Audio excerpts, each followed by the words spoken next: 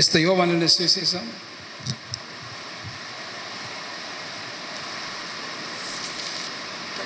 16ஆம் அதிகாரம் 33ஆம் வசனம்.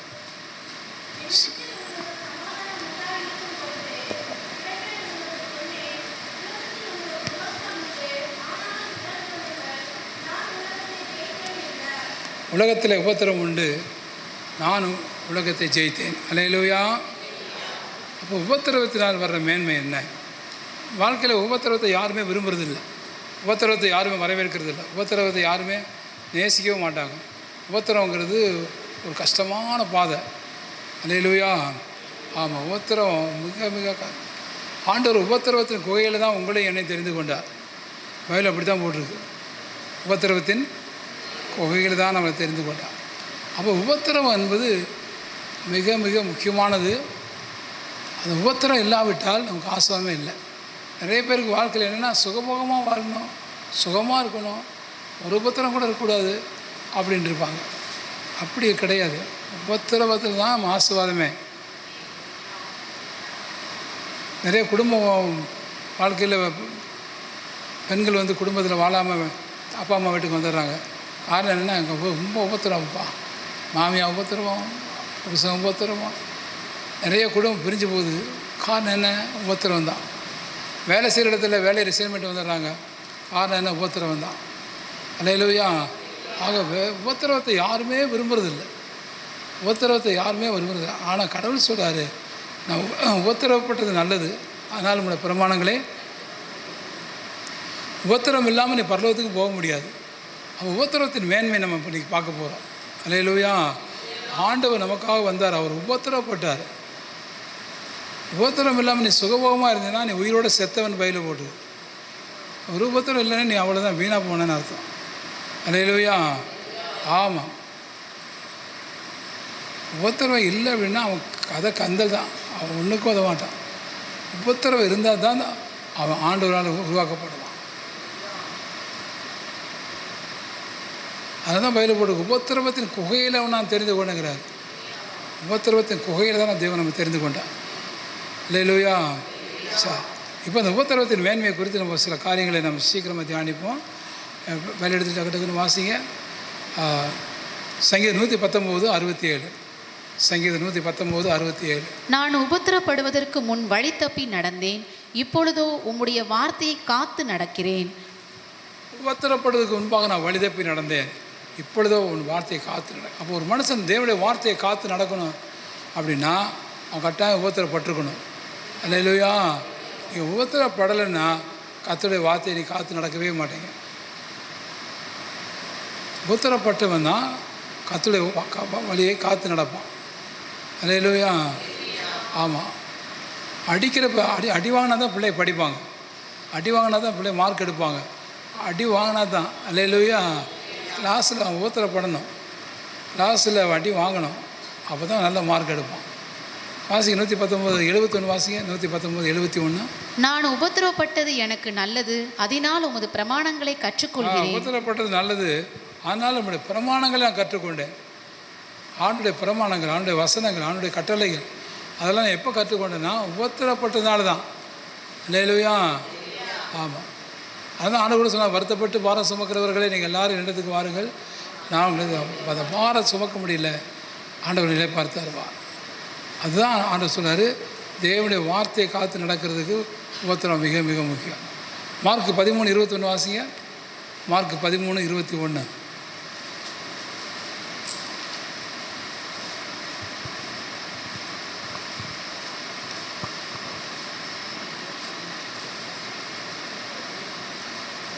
அப்பொழுது இதோ கிறிஸ்து இங்கே இருக்கிறார், அதோ அங்கே இருக்கிறார் என்று எவனாகிலும் சொன்னால் நம்பாதீர்கள். மார்க் 13:21.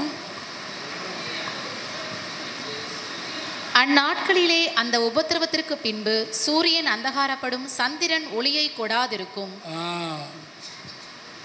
பார்த்தீங்களா? மறுபடியும் வாசிங்க. அந்நாட்களிலே அந்த உபத்திரவத்திற்கு பின்பு சூரியன் அந்தகாரப்படும், அந்த உபத்திரவப்படுகிற சூரியன் அந்தகாரப்படும், சந்திரன் ஒளியை கொடாதிருக்கும். பார்த்தீங்களா? அந்த உபத்திரவ தேவன் அனுமதிக்கிறார். அவர் அனுமதி இல்லாமல் உபத்திரம் வரவே வராது. அல்லேலூயா. நிறைய பேர் உபத்திரப்படும் போது பின்வாங்கிடுறாங்க, உபத்திரப்படும் போது வீணாயிடுறாங்க. அப்படி இருக்கக்கூடாது. அந்த நாள் உபத்திரவத்தை ஆண்டவரை கற்று வச்சுருக்காரு. அப்போயே சூரியன் அந்தகாரப்படும்படி அந்த உபத்திரவம் ஒரு அடையாளமாக மாறிடுது. சரியா? அப்போ தேவனுடைய வார்த்தையை காத்து நடக்க, தேவனுடைய வார்த்தையை புரிந்து கொள்ள, தேவனுடைய வார்த்தையை அறிந்து கொள்ள அந்த உபத்திரவம் மிக முக்கியம். சரியா? ரெண்டாவது, ரோமர் 5:3 வாசிங்க. 5ஆம் அதிகாரம் 3ஆம் வசனம் 4ஆம் வசனம். ரோமர் 5ஆம் அதிகாரம் 3-4 வசனம். அது மாத்திரமல்ல, உபத்திரவம் பொறுமையையும், பொறுமை பரீட்சையையும். உபத்திரவம் பொறுமையை உண்டாக்கும். உபத்திரவம் பொறுமையை உண்டாக்கும். அல்லேலூயா. இப்போ யோபு பயங்கர உபத்திரப்பட்டார் வியாதினால். அல்லேலூயா. உடம்பெல்லாம் பரு வந்துருச்சு. அவரை சிரட்டை எடுத்துகிட்டு, தேங்காய் ஓடு எடுத்துகிட்டு சுரண்டிட்டு வெளியில் உட்கார்ந்தார். அவ்வளோ பெரிய கோடீஸ்வரன், பெரிய தேவ மனுஷன் யோபு, ஒரு பாவம் செய்யாதவர். அல்லேலூயா. அப்போ அவருக்கு ஒரு உபத்திரம் வந்துச்சு பாருங்கள். அந்த உபத்திரத்தினால்தான் அவர் பொறுமையாக இருந்தார். உபத்திரம் பொறுமையை உண்டாக்கும். யாக்கோபு 1ஆம் அதிகாரம் 4ஆம் வசனம் வாசிங்க. யாக்கோபு 1:4. நீங்கள் ஒன்றிலும் குறைவுள்ளவர்களாய் இராமல் பூர்ணராயும் நிறைவுள்ளவர்களாயும் இருக்கும்படி பொறுமையானது பூரண கிரியை செய்ய கடவது. பொறுமையானது பூர்ண கிரியை செய்யக்கூடாது. அந்த பொறுமை எப்படி வரும்? உபத்திரப்பட்டது தான் பொறுமை வரும். அல்லேலூயா. ஆமாம். 2ஆம் வசனம் 3ஆம் வசனம் வாசிங்க. என் சகோதரரே, நீங்கள் பலவிதமான சோதனைகளில் அகப்படும் போது உங்கள் விசுவாசத்தின் பரீட்சையானது பொறுமையை உண்டாக்கும் என்று அறிந்து. பலவிதமான சோதனை வரும்போது அந்த விசுவாசத்தின் பரீட்சையானது பொறுமையை உண்டாக்கும். அல்லேலூயா. நீங்கள் பொறுமையாக இல்லை அப்படின்னா உங்களுக்கு சோதனை வரலன்னு அர்த்தம். சோதனை வந்தவனுக்கு தான் அந்த பொறுமை தெரியும். அல்லேலூயா. 4ஆம் வசனம் வாசிங்க. நீங்கள் ஒன்றிலும் குறைவுள்ளவர்களாய் இராமல் பூரணராயும் நிறைவுள்ளவர்களாயும் இருக்கும்படி பொறுமையானது பூரண கிரியை செய்ய கடவது. பொறுமையானது பூர்ண கிருபை. பொறுமை வேணும்னா கண்டிப்பாக உபத்திரம் வேணும். உபத்திரம் இருந்தால் தான் நீங்கள் பொறுமை உண்டாகும். 3வது 2 கொரிந்தியர் புஸ்தகம் 4ஆம் அதிகாரம் வாசிங்க. 2 கொரிந்தியர் 4:17. 2 கொரிந்தியர் 4:17. மேலும் காணப்படுகிறவைகள் அல்ல, காணப்படாதவைகளை நோக்கி இருக்கிற நமக்கு அதி சீக்கிரத்தில் நீங்கும் லேசான நம்முடைய உபத்திரவம் மிகவும் அதிகமான நித்திய கன மகிமையை உண்டாக்குகிறது. லேசான உபத்திரவம் நித்திய கன மகிமை உண்டாக்கும். எத்தனை விசுவாசிக்கிறீங்க? உங்களுக்கு மகிமை வரணுமா, நீ மகிமைப்படணும்னா நீ உபத்திரப்படணும். நிறைய பேர் உபத்திரப்பட மாட்டாங்க, ஆனால் மகிமைப்பட விரும்புவாங்க. ஆண்டவர் உன்னை மகிமைப்படுத்த விரும்புகிறாருன்னா, மகிமைப்படுத்தணும் அப்படின்னா நீ உபத்திரத்தின் பாதையில் போகணும். அல்லேலூயா. ஆமாம். ரிச்சர்ட் உம்பராண்ட் எவ்வளோ உபத்திரப்பட்டார். 14 வருஷம் ஜெயிலில் இருந்தார். அல்லேலூயா. உடம்பெல்லாம் ட்ரில் போட்டாங்களே, ட்ரில்லு. ஆனால் கர்த்தர் அவர் மூலமாக எப்படி மகிமைப்பட்டார். சென்னைக்கு மெரினா பீச்சுக்கு வந்திருக்கும் போது ரிச்சர்ட் உம்பராண்டு பயங்கரமான கூட்டம். தேவன் அவ்வளோ மகிமைப்பட்டார். அது உடம்பெல்லாம் ட்ரில் போட்டிருந்தாங்க ரிச்சர்ட் உம்பராண்டு. அவ்வளோ வல்லமையான தேவ மனுஷன். அல்லேலூயா. நீ மகிமைப்படணும் விரும்பணுன்னா உபத்திரப்பட்டால் தான் மகிமை வரும். உபத்திரப்படாதவனுக்கு மகிமை கிடைக்காது. அல்லேலூயா. அது நித்திய மகிமை உண்டாக்கும். நித்திய மகிமை. வாசிங்க. 2 கொரிந்தியர் 11. 2 கொரிந்தியர் 11ஆம் அதிகாரம் 23 வாசிங்க. 23, 27. அவர்கள் கிறிஸ்துவின் ஊழியக்காரரா? நான் அதிகம் புத்தியீனமாய் பேசுகிறேன். நான் அதிகமாய் பிரயாசப்பட்டவன், அதிகமாய் அடிப்பட்டவன், அதிகமாய் காவல்களில் வைக்கப்பட்டவன், அநேகந்தரம் மரண அவதியில் அகப்பட்டவன். யூதர்களால் 1 குறைய 40 அடியாக 5 தரம் அடிப்பட்டேன். 3 தரம் மிலாறுகளால் அடிப்பட்டேன். 1 தரம் கல்லெறியுண்டேன். 3 தரம் கப்பர் சேதத்தில் இருந்தேன். கடலிலே ஒரு ராப்பகல் முழுவதும் போக்கினேன். அநேகந்தரம் பிரயாணம் பண்ணினேன். ஆறுகளால் வந்த மோசங்களிலும், கல்லரால் வந்த மோசங்களிலும், என் சுய ஜனங்களால் வந்த மோசங்களிலும், அந்நிய ஜனங்களால் வந்த மோசங்களிலும், பட்டணங்களில் உண்டான மோசங்களிலும், வனாந்திரத்தில் உண்டான மோசங்களிலும், சமுத்திரத்தில் உண்டான மோசங்களிலும், கள்ள சகோதரரிடத்தில் உண்டான மோசங்களிலும், பிரயாசத்திலும் வருத்தத்திலும், அநேக முறை கண் விழிப்புகளிலும், பசியிலும் தாகத்திலும், அநேக முறை உபவாசங்களிலும், குளிரிலும் நிர்வாணத்திலும் இருந்தேன். இவை முதலானவைகள் அல்லாமல் எல்லா சபைகளை குறித்தும் உண்டாயிருக்கிற கவலை என்னை நாள்தோறும் நெருக்குகிறது. பார்த்தீங்களா? இதெல்லாம் இந்த அவ்வளோ உபத்திரம் யாருக்கு? பவுலுக்கு. அதான் பவுலை கதை மகிமைப்படுத்துகிறார். நீ பரலோகத்துக்கு போனீங்கன்னா இயேசுவுக்கு ஒப்பான மகிமை பவுலுக்கு தான் ஆண்டு கொடுத்துக்கிறாரு. ஐயா தினகரன் ஒரு முறை பரலோகத்துக்கு போகிறார். தரிசனத்தை பார்த்தா அங்கே எல்லாரும் பரிசுத்தமாக இருக்கிறாங்க. அதில் இயேசு இருக்கிறார். இப்போ இன்னொரு இடத்துல இயேசு மாதிரியே இன்னொருத்தர் இருக்கிறார்.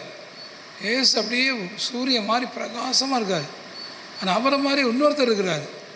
அப்போ பேதுருகிட்ட கேட்குறாரு ஆண்டவர், ஐயா தினகரன் கேட்குறாரு, அவர் யார்? இயேசு கிறிஸ்து தான் பிரகாசமாக இருக்கிறாரு. அவரை மாதிரி இன்னொருத்தர் பிரகாசமாக இருக்கார். அவர் யார்? அவர் தான் பவுல். அவர் தான் பவுல். இயேசு கிறிஸ்துக்கு ஒப்பா பாடுபட்டவர், இயேசு கிறிஸ்துக்கு ஒப்பா உபத்திரப்பட்டவர். அல்லேலூயா. இப்படி நீங்களும் உபத்திரப்படணும். உபத்திரவத்தை நீங்கள் அற்பமாக எண்ணக்கூடாது. உபத்திரத்தை பார்த்து பயந்துடக்கூடாது. உபத்திரத்தினால தவறான முடிவு எடுத்துடக்கூடாது.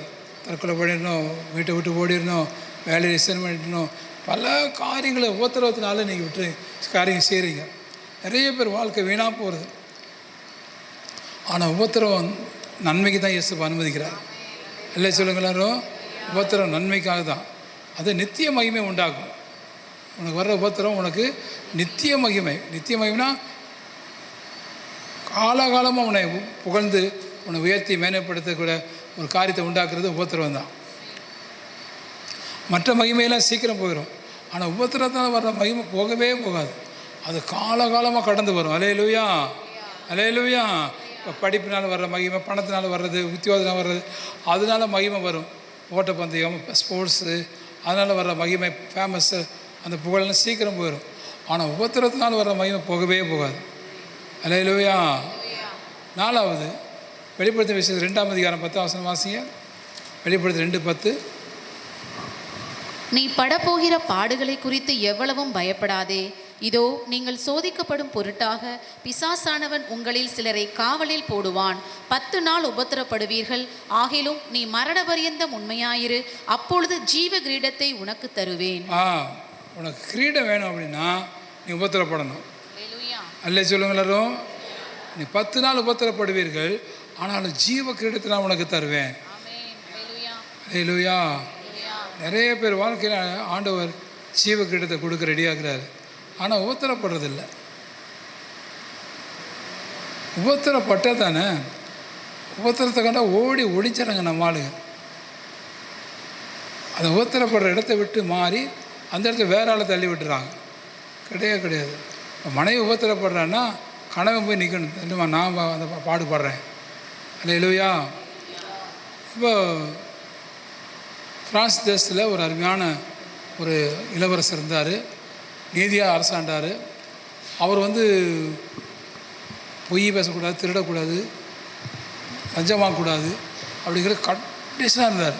அப்படி பண்ணினாங்கன்னா சரியான தண்டனை. என்ன தண்டனை?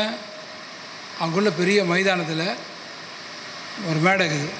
அந்த மேடையில் குப்புரை படுக்க வச்சு சட்டையெல்லாம் கழட்டிட்டு முதுகில் 40 அடி, இந்த பக்கம் ஒரு போர் வீரன், இந்த பக்கம் ஒரு போர் வீரன், 2 பேர் நிற்பாங்க கையில் சவுக்கோட. அது தப்பு பண்ணவங்களை குப்புரை படுக்க வச்சு அந்த மாதிரி அடிப்பாங்க. சதையெல்லாம் பிச்சுட்டு வரும். ஊர் மக்கள் எல்லாம் கூட்டி திரட்டி அது வேடிக்கை பார்க்க வைப்பாங்க. அப்போ தான் தப்பு செய்ய மாட்டாங்க அப்படின்னு. அதனால தான் ஃப்ரான்ஸில் சீக்கிரம் தப்பு பண்ணவே மாட்டாங்க. ஃப்ரான்ஸில் நீங்கள் பார்த்தீங்கன்னா லஞ்சம் கிஞ்செல்லாம் வாங்க மாட்டாங்க. ஏதாவது வேலை ஏதோ தப்பு பண்ணுவானுங்க, மற்ற பெரிய தப்பெல்லாம் பண்ண மாட்டாங்க. அந்த மாதிரி இந்த ராஜா, அந்த இளவரசர் பண்ணியிருந்தார். அப்போது சரியான பனிஷ்மெண்ட் கொடுப்பார். அப்போ ஒரு நாள் அந்த மந்திரி சபையில் அவர் மந்திரி என்ன செய்வார், ராஜாவே பயங்கரமான குற்றவாளியை கண்டுபிடிச்சிட்டோம் அப்படின்னு. என்ன குற்றவாளி யாருன்னா, கையில் 5 கிலோ தங்க காசு, கையில் பை நிறையா கோல்டு காயின்ஸ் உள்ள ஒரு அம்மா படிச்சிட்டோம், அவங்க லஞ்சம் வாங்கிட்டாங்க அப்படின்னு. யார் இந்த அம்மா இப்படி இடிச்சு வா அப்படின்னா அந்த இளவரசனுடைய அம்மாவே கொண்டு வந்துட்டாங்க. உங்கள் அம்மா தான் லஞ்சம் வாங்கிட்டாங்க. ஐயோ எங்கள் அம்மாவா அப்படி? ஆமாம் உங்கள் அம்மா தான். அப்போ ஒன்று என்ன பண்ண முடியும்? அத்தனை பேருக்கு முன்னால் அவங்க அம்மாவுக்கு அந்த பனிஷ்மெண்ட் கொடுக்கணும். அப்போ எல்லாமே சொல்லிட்டாங்க, சரி மன்னிச்சு விட்ருங்க, உங்கள் அம்மா தானே, மன்னிச்சிடலாம். அப்போ அவர் சொன்னார், இல்லை ஊருக்கு ஒரு சட்டம் எனக்கு ஒரு சட்டம் கிடையாது, எல்லாத்துக்கும் சட்டம் ஒன்று தான். அல்லேலூயா. சட்டத்துக்கு முன்னால் எல்லோரும் சமந்தான். சட்டத்துக்கு முன்னால் எல்லோரும் சமம். எங்கள் அம்மா இருந்தால் என்ன தப்பு பண்ணிட்டாங்கல்ல, அப்போது கொண்டு போய் அடிக்க போகிறாங்க. எல்லாத்துக்கும் காப்பரா பண்ணியாச்சு, எல்லாம் அனௌன்ஸ் பண்ணியாச்சு. இப்போ அந்த அம்மாவை கொண்டு போய் மேடையில் படுக்க வச்சு அடிக்க போகிறாங்க. ஜனமாக ஏகப்பட்ட ஜனங்கள். ஏன்னா ராஜா இளவரசருடைய தாயாரை பனிஷ்மெண்ட் கொடுக்க போகிறாங்க. எல்லோரும் கூப்பாடு போடுறாங்க, வேண்டாம் ராஜா வேண்டாம், மன்னிச்சு விட்டுருங்க, பாவம் அவங்கள பெற்றவங்க, அவங்கள விட்டுருங்க. அப்போ அவர் முடியவே முடியாதுட்டார். அல்லேலூயா. அவர் என்ன பண்ணிட்டார், அந்த அம்மாவை கூப்பிட்டு குப்புற படுக்க வச்சு அடிக்க சொல்லிட்டார். எல்லாம் கண்ணை மூடிட்டாங்க. அடியை என்னத்தடா பார்க்க அப்படின்ட்டு. கடைசியில் பார்த்தீங்கன்னா அந்த ராஜா என்ன பண்ணார், அந்த அம்மா மேலே ஒரு அடி கூட பட விடாமல் அந்த அம்மாவை அப்படியே மேடையிலேருந்து இப்படி இழுத்தெறிஞ்சிட்டு அந்த மேடையில் இவர் படுத்துட்டார். குப்புற அந்த ராஜா படுத்துட்டார். ராஜா மேலே விழுது அத்தனை அடியும், அவங்க அம்மா மேலே ஒரு அடி கூட படலை. அல்லேலூயா. இதெல்லாம் ஜனங்க பார்த்தாங்க. அப்புறம் யார் தப்பு பண்ணுவா? ஒருத்தன் கூட தப்பு பண்ணலை. ராஜா இறந்துட்டார். ராஜா சொன்னார், அந்த முதுகு காயத்தோடு சொல்கிறார் ஜனங்க பார்த்து, எங்கள் அம்மா பண்ண தப்பு, நான் தப்பு பண்ணலை, எங்கள் அம்மா பண்ண தப்புனால இந்த உபத்திரப்பட்டேன். அப்போ நான் உபத்திரப்பட்டனால தான் எங்கள் அம்மா பண்ண தப்புனால இந்த உபத்திரப்பட்டேன். நீங்கள் இது மாதிரி தப்பு பண்ணக்கூடாது.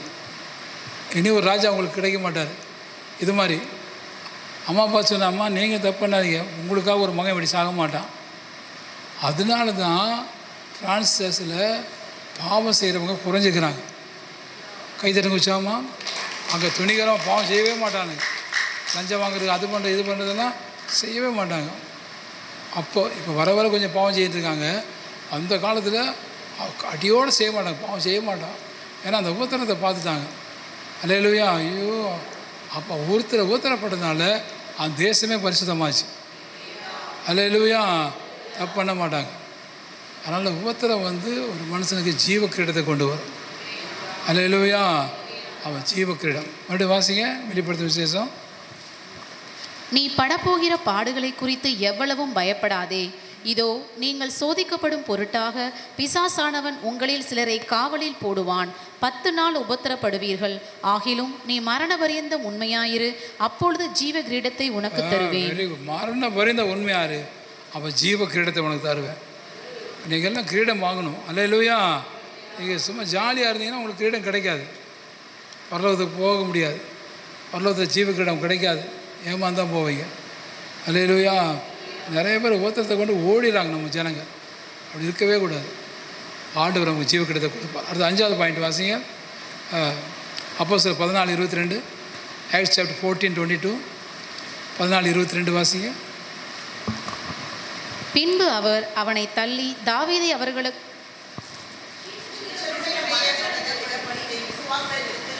அவர்களுக்கு புத்தி சொல்லி, நாம் அநேக உபத்திரங்களின் வழியாய் தேவனுடைய ராஜ்யத்தில் பிரவேசிக்க வேண்டும் என்று சொன்னார். அநேக உபத்திரத்தின் வழியாக தேவ ராஜ்யத்தில் பிரவேசிக்கணும். பரலோகத்துக்கு போகணும் அப்படின்னா ஈஸியாக போக முடியாது. அநேக உபத்திரத்தின் வழியாக தான் போக முடியும். அல்ல சொல்ல மாட்டேங்கிறீங்க? ஆமாம். உபத்திரம் இல்லாத ஒரு வழி இல்லை. பரலோகத்துக்கு போகிறதுக்கு அநேக பாடுகள் வழியாக தான் போகணும். அல்லேலூயா. ஆமாம், அநேக உபத்திரம் தான். மறுபடி வாசிமா. சீஷருடைய மனதை திடப்படுத்தி விசுவாசத்திலே நிலைத்திருக்கும்படி அவர்களுக்கு புத்தி சொல்லி, நாம் அநேக உபத்திரவங்களின் வழியாய் தேவனுடைய ராஜ்யத்தில் பிரவேசிக்க வேண்டும் என்று சொன்னார். வழியாக தேவனுடைய ராஜ்யத்தில் பிரவேசிக்கிறோம். அப்போ 20:23 வாசிங்க. 20:23. கட்டுகளும் உபத்திரவங்களும் எனக்கு வைத்திருக்கிறதென்று பரிசுத்த ஆவியானவர் பட்டணந்தோறும் தெரிவிக்கிறதை மாத்திரம் அறிந்திருக்கிறேன். உபத்திரவங்கள் உண்டுன்னு சொல்லி பட்டணங்கள் தோறும். இப்போ நீங்கள் நல்லா கவனிங்க. உபத்திரம் இருந்தால் நீங்கள் பரலோகத்துக்கு போவீங்க. அல்லேலூயா. உபத்திரம் இல்லை அப்படின்னா நீங்கள் பரலோகத்துக்கு போக முடியாது. நீங்கள் பரலோகத்தை மறந்துடணும். ஸோ ஜாலியாக உட்காந்துக்கிட்டு நீங்கள் பரலோகத்துக்கு போயிடலாம் அப்படின்னு நினைக்கவே முடியாது. நீங்கள் மிஷினரிகள்லாம் எவ்வளோ உபத்திரப்படுறாங்க, எவ்வளோ பாடுபடுறாங்க. அல்லேலூயா. ஆமாம். காடும் மேடும் முள்ளும் பள்ளமும் கடந்து தான் நடந்து போகிறாங்க. அப்போ அத்தனை முள்ளும் புதரும் காடு மலையும் உள்ளம் உடைந்தே சார். அப்போ முள்ளும் புதரும் காடு மலையும் யாருக்கு? மிஷினரிகளுக்கு தான். அல்லேலூயா. அப்படிலாம் ஊழியம் செய்கிறாங்க. நம்ம என்னன்னா ஒரு உபத்திரத்தை பட மாட்டேங்கிறோம், ஒரு பாடு இருக்க மாட்டேங்குது, அப்படி ஜாலியாக இருந்துட்டு போயிடுறோம்.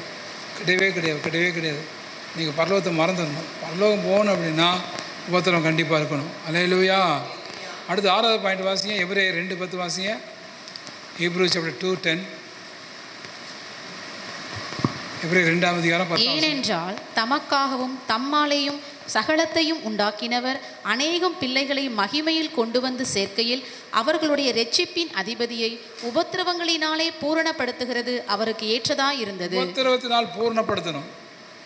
அல்லேலூயா. உபத்திரம் இல்லாமல் ஒரு மனுஷன் பூர்ணப்படவே மாட்டான். உபத்திரப்படுத்தாமல் உபத்திரம் வரணும், அதுதான் ஒரு மனுஷனை பூர்ணப்படுத்தும். இப்போ நீங்கள் ரொம்ப குறைவுள்ளவனாக இருக்கீங்களா அப்படின்னா உங்களுக்கு உபத்திரம் வந்தால் நீங்கள் சரியாயிருவீங்க. ஏன் நம்ம போலீஸ் ஸ்டேஷனில் போடுறாங்க, ஏன் நம்ம ஜெயிலில் போடுறாங்க அப்படின்னா இவங்களை இருக்கிற பிரச்சனையை அடித்து உடச்சி அவனை சரிப்படுத்தி வெளியே கொண்டு வருவாங்க. அல்லேலூயா. அப்போ உபத்திரம் ஒரு மனுஷனை பூர்ணப்படுத்தும். 10 நாள் அடி வாங்கினாலும் சரியாயிடும், 10 நாள் பட்டினியாக கிடந்தால் சரியாயிடும், 10 நாள் வேதனைப்பட்டான்னா சரியாயிடும் அப்படி சொல்லுவாங்க பெரியவங்க. பூர்ணப்படலையே, பூர்ணப்பட்டால் தானே ஆசீர்வாதம். ஒரு தாய் வயிற்றுக்குள்ள ஒரு குழந்தை இருக்குன்னா அந்த குழந்தை உள்ளே உபத்திரப்படும், அப்படி உதைக்கும் இப்படி உதைக்கும், அந்த குழந்தை பாவம் படாத பாடுபட்டு கிடக்கும் வயிற்றுக்குள்ளே. பாதியில் அறுத்து குழந்தைய வெளியே கொண்டு வந்தால் 1 மாத குழந்தையாயிடும். அப்போ மெச்சூரிட்டி இல்லாமல் போயிடும். அந்த குழந்தை பிழைக்கிற கஷ்டம். ஆனால் என்ன தான் கஷ்டப்பட்டால் அந்த குழந்தை வயிற்றுக்குள்ளேயே இருந்தால் 10 மாதம் கழிச்சு நல்லா பூர்ணமான குழந்தை வெளியே வரும். அல்லேலூயா. ஆமாம், பூர்ண வளர்ச்சி. இப்போ ஏன் நீங்கள்லாம் இன்னும் பூர்ணம் அடையலை அப்படின்னா நீங்கள் உபத்திரப்படலை, கஷ்டப்பட்டீங்கன்னா நீ சரியாயிருவீங்க அப்படின்னு சொல்லுவாங்க. அதிகாரி கூட சொல்லுவாங்க, உன்னை இந்த ஏரியாவுக்கு போட்டால் தண்ணிலாம் காட்டக்கூடிய வேலைக்கு போட்டால் நீ சரியாயிருவீங்க. அப்போ இங்கே இருந்தால் நீ சரியாக மாட்ட அப்படின்ட்டு தான் கூட தண்ணிலாம் காட்ட வேண்டிய வேலைக்கு போடுவாங்க. அடங்கணும், கொழுப்பு அடங்கண்டா எனக்கு, கொழுப்பு அடங்கணும். அல்லேலூயா. நல்லா கவனிங்க தேவைப்படைய உபத்திரவம் ஒரு மனுஷனை பூர்ணப்படுத்தும். உபத்திரவம் அது உங்கள் பிள்ளைகளுக்கு சொல்லிக் கொடுக்கணும், நீங்கள் அவங்க வீட்டை சொல்லிக் கொடுக்கணும். உபத்திரம் நல்லதுடா, உபத்திரம் ஒரு பூர்ண மனுஷனை உண்டாக்கிறோம். அல்லேலூயா. ஆமாம், அந்த காரியத்தை நீங்கள் கரெக்டாக கற்றுக்கொள்ளணும், மற்றவங்களுக்கு கற்றுக் கொடுக்கணும். ஏசப்பா அதனால தான் பூர்ணப்படுத்தினார். பூர்ணமான ஒரு ஏசப்பா அவரே உபத்திரவத்தை நிறைய ஏற்றுக்கொண்டார். அல்லேலூயா. வேதத்தில் வாசிக்கும் போது பார்த்தீங்கன்னா வாசிங்க ரோமர் 5 அதிகாரம் எடுத்துங்க, 3ஆம் வசனம் 4ஆம் வசனம் வாசிங்க.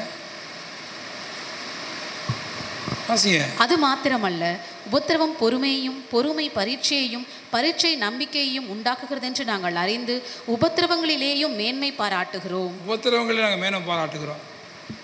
உபத்திரவத்தில் யார் நீங்கள் மேன்மை பாராட்டுறீங்க?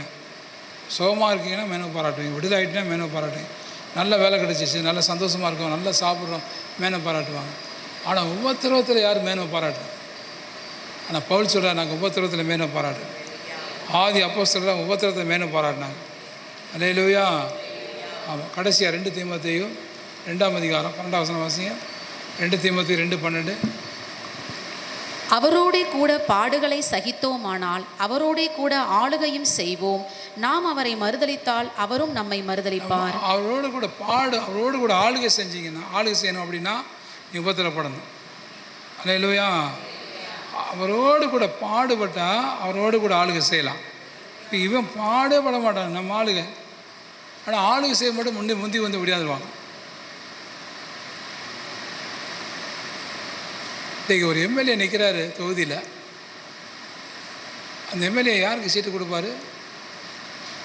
அந்த தொகுதியில் யார் உபத்திரப்பட்டாங்களோ அவங்கள தான், யார் பாடுபட்டாங்களோ அவங்கள தான். நம்ம ஆளுங்க ஒன்றுமே பாடுபட மாட்டான், ஒரு ஆத்மாதம் பண்ண மாட்டான்.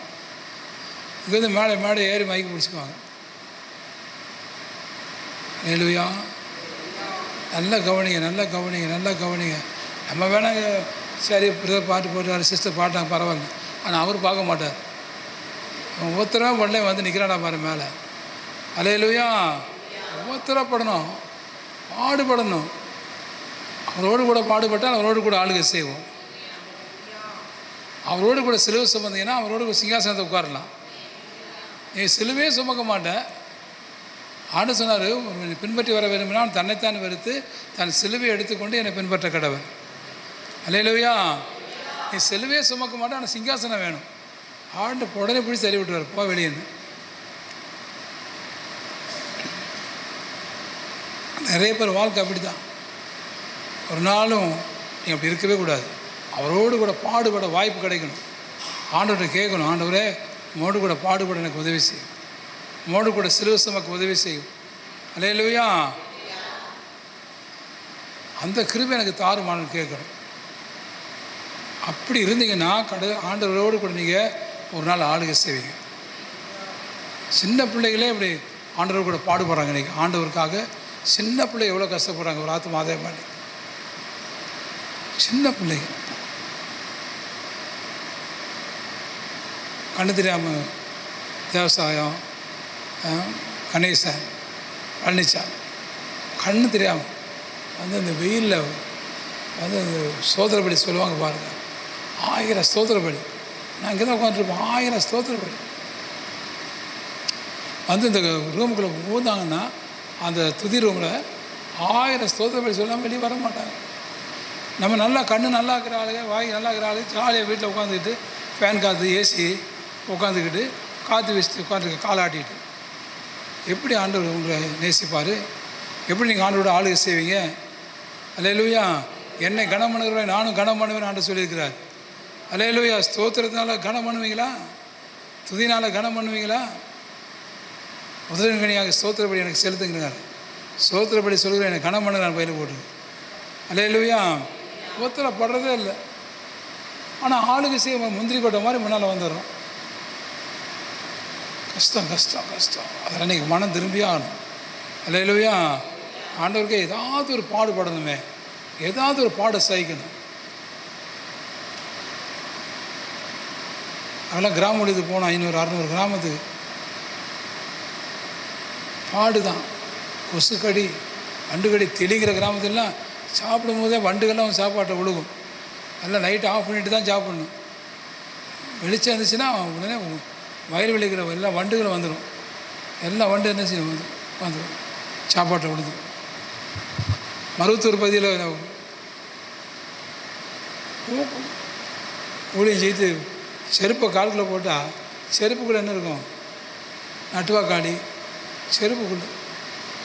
அப்படி செருப்புக்குள்ளே காலை ஓட்டோம்னா உள்ளே உட்காந்து பயங்கர கட்டிக்கும். என்னடா இது பார்த்தா உள்ள நட்டுவாக்காளி. நாங்கள் செருப்பு கட்டி வச்சு தானே போய் நின்று பிரசங்கம் பண்ண முடியும். செருப்பு கட்டி வச்சு தானே போய் ஊழியம் செய்ய முடியும், பேய் வெட்ட முடியும். அது செருப்பு போட முடியாது. அடுத்து செருப்பு போட்டால் செருப்புக்குள்ளே இருக்கும் நட்டுவாக்காளி, நத்தை, இதெல்லாம் பயங்கர கஷ்டமான நிலைமையாக இருக்கும். பாடுகள் தான் அதுவும். கொரோனா டைமில் இவ்வளோ உபத்திரம் பாடு இருந்துச்சு. அது சகிச்சு தான் நம்ம கொரோனா ஊழியெல்லாம் செஞ்சோம். இலவச மருத்துவ சேவை பண்ணி போனோம் கொரோனாக்கு மத்தியில். எவ்வளவோ கஷ்டம். ஆனால் ஆண்டவர் எவ்வளோ அருமையான தேவன். விழுப்புரத்து பக்கத்துல எல்லாம் பார்த்திங்கன்னா அந்த கொரோனா நோயாளிகளை வச்சு கூட்டம் நடத்திட்டு ப்ரே பண்ணிவிட்டு எல்லாம் ஒவ்வொரு முறையும் சோப்பு போட்டு கழுவணும். ஒவ்வொரு முறையும் சோப்பு போட்டு கழுவணும். சானிடைசர் போட்டு கழுவி சுத்தமாக்கிட்டு தான் என்ன செய்யணும், அடுத்து எல்லாம் செய்யணும். ஆனால் இப்போ அதெல்லாம் கடந்து வந்துட்டோம். கடைசியில் ஒரு நாள் ஃபோன் வருது, பாஸ்டர் வாங்க நீங்கள் சென்னைக்கு உங்களை கனப்படுத்தணும். யார்? வெள்ளைக்காரங்க. அவங்க சென்னையில் இருக்கிற ஊழியக்காரங்க ஒரு மீட்டிங் ஒழுங்கு பண்ணி அப்போ அந்த கொரோனாவில் பிரயாசப்பட்டவங்களுக்கு நாங்கள் அவார்டு கொடுக்குறோம் அப்படின்ட்டு என்னை கூப்பிட்டு அங்கே சென்னையில் ஒரு இடத்துல அவார்டு கொடுக்குறாங்க. என்னடானா கொரோனாவில் பாடுபடுது. அலையிலே சொல்லுங்க எல்லாரும். அலையிலூயா. டெல்லியில் அவார்டு கொடுக்குறாங்க. நீ ஒரு முறை டெல்லியில் ஏன் அவார்டு கொடுக்குறாங்க? அவங்க வேறு நம்ம இந்தியாவில் உள்ளவங்க பிளட் ரிலீஃப் சென்டர். இந்த காலெல்லாம் பார்த்திங்கன்னா தண்ணிக்குள்ளே வச்சு கண்ணிக்குள்ளே அந்த சீல் பிடிச்சி இந்த காலில் வீணாக போய் போய் ஒவ்வொரு ஒவ்வொரு கிராமம் போய் அரிசி கிரிசி அது இதுன்னு கொடுத்து காலை கவனிக்காமல் விட்டு அதுக்குள்ளே சேலு சகதி எல்லாம் உள்ளே போய் பிரயாசப்பட்டு பராத பாடு. சரி, இந்த உபத்திரப்பட்டாச்சுன்னா ஒரு நாள் கூப்பிட்றாங்க டெல்லியில் வந்து பாஸ்டர் இன்றைக்கி வந்து உங்கள் அவார்டு வாங்கிக்கிறாங்க. அல்ல சொல்லுங்க எல்லாரும். ஏன் உங்களுக்கு அவார்டு கிடைக்கல? ஏங்க அந்த மழை காலத்தில் அந்த நிவாரண உதவி செய்ய யாரும் முன் வரல. அந்த சேத்துக்குள்ளே இருந்த மக்களை, குடிசைக்குள்ளே இருந்த மக்களை போய் சந்தித்து அவங்களுக்கு என்ன பெட்ஷீட் இல்லையா, என்ன இல்லை, சாப்பாடு இல்லையா, என்ன இல்லை அப்படின்னு போய் தேடி கண்டுபிடிக்கணும். அல்ல சொல்லுங்க எல்லாரும். நிறைய ஊழியக்காரங்க அந்த நேரத்தில் விட்டுட்டாங்க. இப்போ நிறைய காரியங்களில் உங்களை ஆளுகை செய்ய வைக்கணும் ஆண்டவர்னா நீங்கள் உபத்திரப்பட்டு ஆகணும்.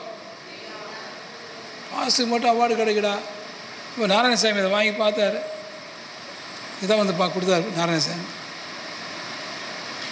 ஐயா அவசியமாக இருந்தார். அவர் ரொம்ப பாராட்டினார். பரவாயில்ல பாஸ்டர், ஆண்டிச்சேரி உங்களுக்காச்சும் அந்த வாய்ப்பு கொடுத்தாங்களே அப்படின்னு. நான் என்ன சொல்கிறேன் அப்படின்னா, எனக்கு கிடைச்சனா எனக்கு அது பெருசு இல்லை. ஒவ்வொரு ஊழியக்காரங்க மாதிரி இருக்கணும். அலையில சொல்லுங்களாரும். நிறைய காரியங்களில் நம்ம மேன்மை இழந்தே போயிடும். இது இங்கே மட்டும் இல்லை, ஆண்டவர் வரும்போது ஒரு நாள் கொஞ்சத்தில் உண்மையாக இருந்தால் அநேகத்துக்கு அதிகாரி வைப்பேங்கிறாரு. அது உபத்திரம் இல்லாமல் ஒன்றும் பண்ண முடியாது. அல்லேலூயா. அப்போ அவரோடு உபத்திரம் பண்ணணும், நம்ம தனியாக பண்ணக்கூடாது. அவரோடு உபத்திரப்பட்டால், அவரோடு பாடுபட்டால், அவரோடு கூட ஆளுகை செய்வோம். அதுக்கு உங்களுக்கு ஒப்பு கொடுக்கணும். ஆண்டவரே, இந்த 7 காரியத்தை நாங்கள் தியானித்தோம். 7 காரியத்தில் உபத்திரவத்தின் மேன்மையை நாங்கள் நினைக்கிறோம். ஆனால் உபத்திரவம் யாருமே விரும்ப மாட்டாங்க. ஆனால் நாங்கள் ஒரு நாள் நாங்கள் தான் விரும்ப மாட்டோம். நாங்கள் தான் உபத்திரத்துக்கு முறுமுறுத்தோம்.